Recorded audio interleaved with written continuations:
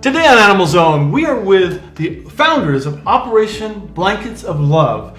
And it's Eileen and Brad who started this, about 2008? Yes. And what started this? How did you become? Well, my inspiration was Ginger, my first little terrier poodle mix. And we were watching an ugly pound getting built in our local area. And so when it was finally finished on a rainy day, I said, wow, let me see what's going on. And the first thing I saw when I walked in were puppies showcased, and they were freezing. There weren't any blankets. Were you just sleeping on hard metal and concrete? Yes, hard cement floor. Wow. So I couldn't picture Ginger sitting on a cement floor. Yeah. So I complained, and it was a Sunday, and the main person wasn't there. So within 24 hours, I found out who the main person was, and I had an appointment with them. And they told me, Arthur, there's no budget for any bedding in shelters across the country. And I said, well, let me see what I can do. And that night, Operation Blankets of Love was born to collect gently used blankets and towels for this one shelter.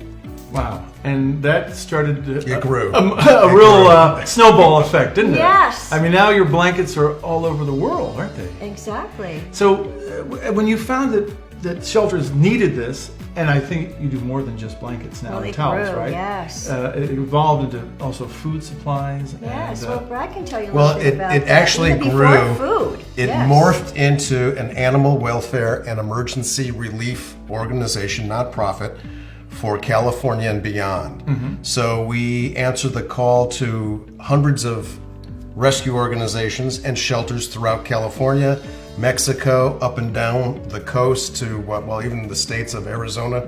They come by, Washington, Oregon, for pet food, blankets, towels, crates. We're kind of like a Red Cross operation to the rescue world. In other words, we rescue the rescuers. How do you get all those things to those shelters? Well, when I started, I had 3 bins for the community to become involved, because everyone has a used towel or a used blanket, right? And it was my groomer, it was the pet store that just does not sell animals, and the third was, who was it? Our vet. Oh, right. yeah. And so I asked them, can we just put a bin with a flyer? So people started, coming and bringing all these things. But then they started leaving leashes, collars, cat litter, cat trees. And I said, I don't know what to do with this. And then I found out that rescue groups are very hard up on a lot of these items because they spend so much money on vet bills. So I started calling all these rescues. I said, how would you like all these items for free? And they said, well, what do I have to do for that? And I said, no, this is legit. I have all these wonderful items. And that's how it began. And now I have over 50 drop-off locations in Ventura, Orange County, LA County, of course. And so we do pickups all the time, but so many people are doing collection drives. It could be from the schools when they have school, to a post office, police people, dentists, lawyers, anyone that loves animals, every profession, every background, everything. They do a collection drive. Right. Now I noticed that you guys were just in San Diego. Yes. So you brought in your big truck all these supplies down to a shelter in San Diego that was named, Yes. right? Absolutely. It was for San Diego Humane, Society. and they have a food pantry to help folks in need, elderly, homeless, and we brought them about 4,000 pounds of food. Oh, there's Bootsy. Come here, Bootsy. 4,000 pounds of food, blankets, towels, crates. Come on, Boots. Toys. And just whatever they need. Wire crates, I think I mentioned. Yeah, right. Pet So clothes. They were overwhelmed because it's a pet pantry, but they said we can use all this stuff because they don't have the collars and the pet beds and so forth. So we were very happy to do that. So you really for them. found a place to recycle products that otherwise might end up trashed. that's Right. true. Which is such a great use of things. Absolutely. Now, you also go to Mexico, which seems to be a place that really is in desperate need of animal welfare and help. Exactly.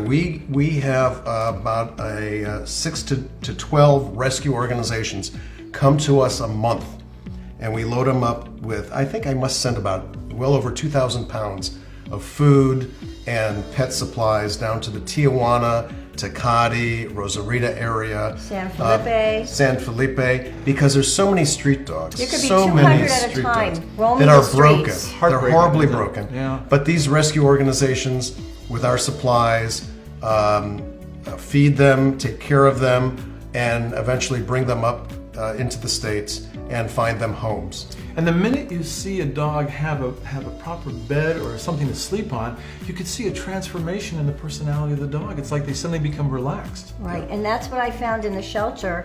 I have before and after pictures, and when I go to schools, I tell the kids, tell me what you see here with a dog or a cat in an empty cell. And they said, oh, they're unhappy, they're lonely, they're scared.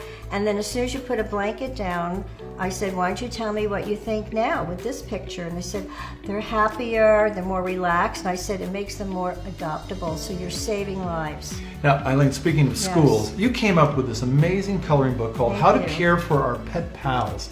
And how did this come about? And tell me a little bit about it. Thank you. Well, I saw out there wasn't really a humane education program at all in LA County. And I used to be a teacher, and I said, well, this is something that's important, because when you teach the young people to be kind and respectful to animals, you hope there'll be less animals ending up in the shelters, less cruelty problems. And so I put this together, and it's bilingual, and what's really great, it's a work coloring book. And when I go to the schools, it's proactive, so the kids have to do a collection after I do my presentation, and so they understand why we need these things and how are we going to save these animals in the shelter? Well, we need soft blankets. And what's great, we can go to any area because everyone has a used blanket or towel. So I go from all economic levels, and they all feel part of it. And they collect dozens and dozens, and sometimes they make blankets and toys. So make a long story short, I said they need something to bring home, to read, and to tell their parents so the parents can do this. And so I made it bilingual, so in case some of the parents do not speak English 100%, that they'll learn that it's important to spay and neuter your dog, and also to have like a name tag and a microchip. So God forbid if the dog is lost or your cat, we hope this will help them find their home again. And you'll see it's just been very well received, and we've passed out 10,000 so far. Wow. This is a great publication. I can't wait to take this home and start coloring myself and maybe learn a few things, you know? Right, exactly. Wonderful, you guys, what you do for animals and what you're doing for the community. So thank you so much. And we'll hope to have you back on Animal Zone again soon. Thank you for inviting us. Great. We're going to take a quick break. When we come back, we've got more Animal Zone.